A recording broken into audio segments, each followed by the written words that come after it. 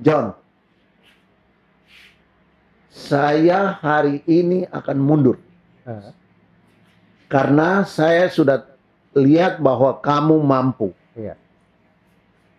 Nah, padahal pada saat itu dia lagi Bagus-bagusnya. bagus-bagusnya.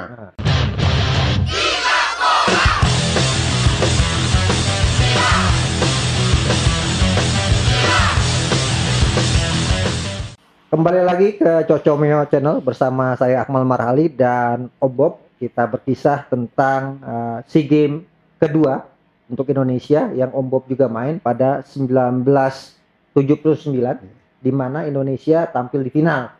Setelah sebelumnya 1977 kita walk out di semifinal dan akhirnya gagal meraih medali karena bicara gengsi dan harga diri bangsa yang merasa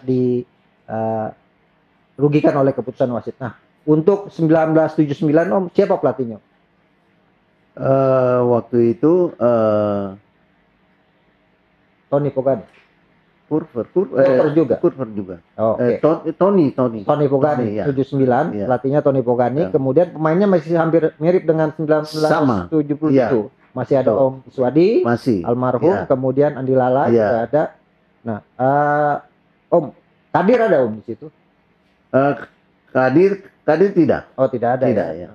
Oke, ini bagaimana SEA Games 1979 perbedaannya dengan 1977? Kalau Om lihat. Sebetulnya pemainnya kan pada saat itu kan sama. Iya. Sama, artinya dengan sama sehingga kekuatannya masih sama. Begitu juga lawan-lawan Thailand, Vietnam, Malaysia, Myanmar. Betul. Yang menurut saya yang sangat luar biasa adalah begitu berapi-apinya teman-teman untuk berjuang untuk memperoleh medali dan menembus yang terbaik, menebus 1977 yang walk out ketika itu. Betul. Itu di final bertemu Malaysia, Om.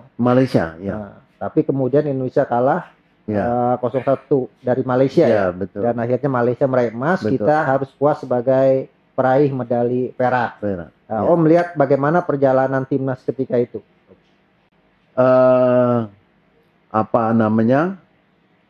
Saya kira tidak ada kekurangan atau perbedaan yang terlalu menyolok dari tim itu karena kelanjutan dari tim yang sama, ya kan, sehingga kekuatan pada saat itu sangat kuat.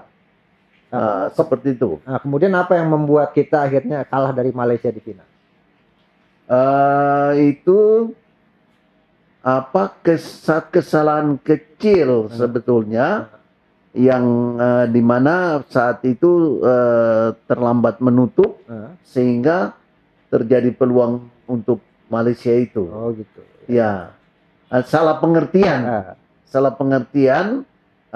dari komando yang dilakukan oleh pemain belakang. Iya. Baik, setelah SEA Games 79, Om berikutnya nggak main lagi di SEA Games 81. Artinya 89 itu adalah SEA Games terakhir Om Bob main untuk timnas.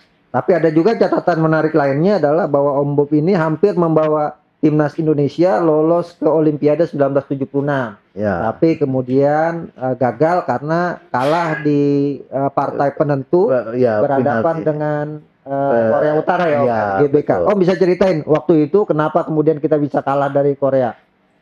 Ya, jadi pada waktu itu sebelum seperti biasa sebelum kita ke lapangan kan ada pertemuan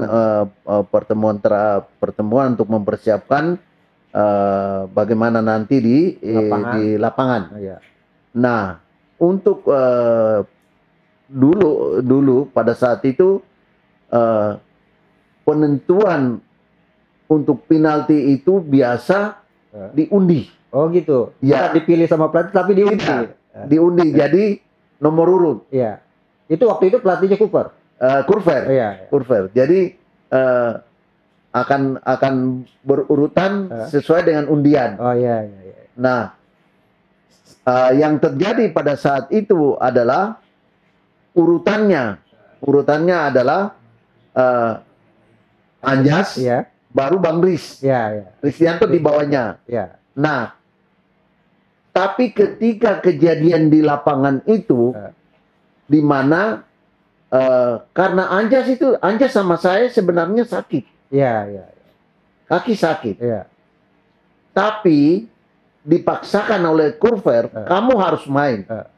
Jalan keluarnya adalah disuntik oleh dokter.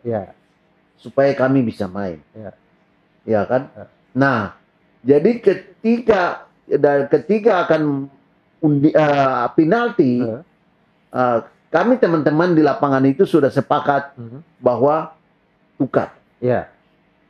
Tukar, Anjas mundur, Riz maju. Maju. Area mendahului Anjas. Tetapi mungkin karena Bang Riz itu karena undian itu, sehingga menjadi undian itu menjadi beban, nomor urut itu menjadi beban. Mungkin dia berpikir bahwa kalau saya ambil kemudian gagal, kan berarti kan beban ada Riz gitu. Ternyata yang terjadi adalah ketika Anjas mengambil penalti itu gagal, tapi setelah Risdianto mengambil penalti itu masuk. Jadi kita semua agak kecewa sedikit sama Anjas. Kenapa dia tidak mundur? Karena posisinya tidak fit. Kakinya kan bengkak. Harusnya kan di lapangan itu terjadi pergeseran. Bang Riz duluan, baru Anjas. Kalau Bang Riz ambil penalti yang harusnya Anjas, berarti kita berangkat Olimpiade. Artinya gagal penalti waktu itu Om Anjas yang gagal ya Om? Betul. Om Anjas gagal, Riz masuk. Siapa lagi yang nendang berikutnya? Kita jadi itu berikutnya itu Swipe apa? Swipe Arlan. Iya, Swipe Rizal. Swipe Rizal kemudian nendang. Jadi kalah karena Anjas Mara gagal cetak gol. Penentuannya kita harus pertandingan pertama justru ya. Di selisih gol. Harusnya bergantian. Anjas mundur, Riz maju. Berarti Riz masuk, kita berangkat. Udah selesai itu. Udah selesai. Sangat menarik sekali. Om Bob atau Johannes Auri kelahiran 30 Oktober 1954 ya. Di Manokwari, dan banyak jasanya di sepak bola nasional, baik itu di Persipura juara tahun 1975, saya ingat juara Piala Presiden Soeharto. Pialanya masih ada sampai sekarang di kantor KONI Jayapura. Kemudian juara Persikatan bersama Persipura juga. Setelah itu juara Persikatan bersama Persija, pelatihnya Marek Jonata ya. Marek Jonata. Artinya Om pernah dilatih oleh 3 pelatih asing. Yang pertama Will Cooper, kemudian Tony Poganik, dan Marek Jonata. Yang saya mau tanya adalah, ada nggak perbedaan di antara 3 pelatih ini dalam sistem? Ada. Kemudian apakah pemain kita canggung? Ini kan pelatih bule semua. Sebetulnya buat saya itu hal yang perlu kita pelajari. Iya kan? Tapi kita harus bisa lihat karakter pelatih ini seperti apa. Disitulah kita bisa menentukan. Jadi kita juga bisa bicara kepada pelatih, komunikasi dengan pelatih sehingga pelatih mengerti sama kita mengerti sama pelatih. Tapi kalau kita diam, ya amburadul pasti. Di antara 3 pelatih ini Om, menurut Om siapa yang paling berkesan? Will Cooper, Tony Poganik, atau Marek Jonata? 2 orang yang saya sangat membuat saya sangat luar biasa. Itu adalah Will Cooper yang menemukan saya, tetapi yang mendidik saya itu adalah Tony Pogani. Tony Pogani. Ya. Dan kemudian memakai keberhasilan Om adalah Marek Jonata. Iya. Ya. Jadi tiga-tiganya punya peran dalam karir Bob di sepak bola. Pertanyaan saya berikutnya, Om, Om kan back kiri gitu kan. Kemudian sebelumnya justru saya pengen tahu apakah memang ini pilihan menjadi back kiri atau sebelumnya Om main di posisi mana? Saya sebetulnya cadangan kanan. Back kanan? Bukan. Kanan luar. Kanan luar. Ya. Cadangan. Tetapi pada saat kompetisi di lapangan Persija Menteng, nah bek kiri saya, kakak senior saya, namanya Egana. Itu cedera. Pertandingan itu baru berjalan kira-kira belum sampai setengahnya selesai. Terus beliau cedera. Karena tabrakan dengan waktu itu lawan Persija, tabrakan kemudian jatuh dan tangannya patah. Nah, dalam saat itu terus pelatih yang namanya Samsi datang ke cadangan. Siapa yang berani main di bek kiri? Teman-teman tidak ada yang mau, bahkan tidak ada yang berbicara sama sekali. Lalu saya dengan spontan berdiri dan menawarkan diri, saya mau main di bek kiri. Padahal kaki kiri saya justru mati. Iya kan? Saya bagus di kaki kanan. Tetapi saya langsung sama Pak Samsi berdiri dan main. Kamu siap dan kamu main bek kiri. Udah saya langsung terjun. Tapi saya sekalipun itu saya bisa berusaha untuk mengatasi kelemahan saya. Tidak mampu kekuatan di kaki kiri. Nah dari situlah mulai selesai kompetisi, baru saya di Mandala itu setiap kali Persipura latihan sepatu kanan saya tidak boleh pakai. Jadi saya pakai sepatu cat. Sepatu bola di kaki kiri.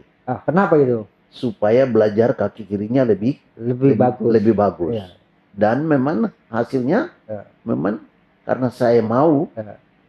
Karena saya juga banyak ngobrol dengan teman-teman dan saya lihat selama saya mengikuti Persipura. Itu saya lihat bahwa rupanya di bek kiri ini menjanjikan. Karena bek kiri orang tidak suka.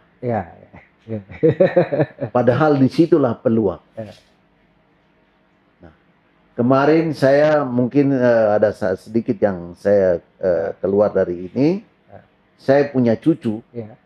Cucu anak dari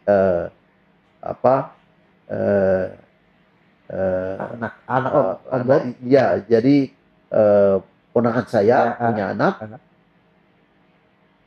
ada lolos seleksi dan ikut di 16 U16 ya. Dan dia itu dari kanan disuruh main bek kiri. Saya bilang ikut, ambil saja. Itu peluang buat kamu. Nanti kamu lihat, kalau kamu sudah jadi, nanti kamu lihat. Tidak ada orang yang akan mengkutak-kutik kamu. Karena bek kiri itu susah. Orang tidak mau jadi bek kiri. Banyak orang tidak mau jadi bek kiri. Om, terakhir Om main di timnas tahun berapa? Saya terakhir itu tahun 80-an lah. 80-an. Lawan apa terakhir Om? Terakhir itu kita lawan Korea atau lawan Korea ya? Ya. Posisi Om sebagai bek kiri digantikan siapa setelah itu? Waktu itu yang ikut seleksi termasuk si Berti Tutuarima. Saya belajar atau saya juga mengambil suatu pengalaman yang begitu bagus dari Rusdi Pahluan yang memberikan posisi itu kepada saya ketika justru dia masih prestasinya masih bagus, dia justru mengundurkan diri setelah dia ikuti waktu kita seleksi berjalan dan dia lihat bahwa saya begitu kita sampai di Surabaya berarti kan di tempatnya, tempat asalnya. Disitulah dia panggil saya, kemudian dia buat satu pengakuan bahwa hari ini saya akan mundur. Karena kamu sudah bisa. Nah, saya belajar dari situ, artinya kok dia masih, saya kan bilang, Mas kan masih bagus. Tidak, kamu sudah bagus. Saya mundur.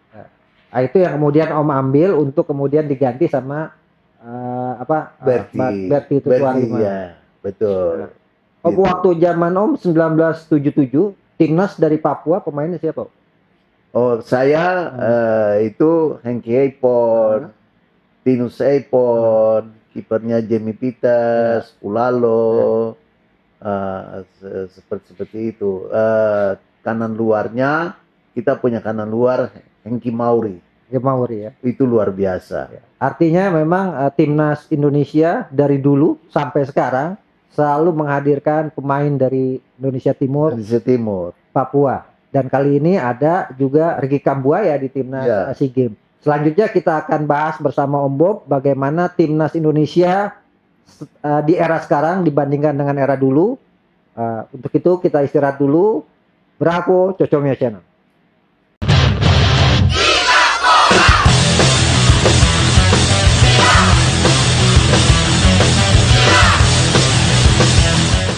Saya Ruli Nere, asli Papua. Cocomeo Channel, mantul.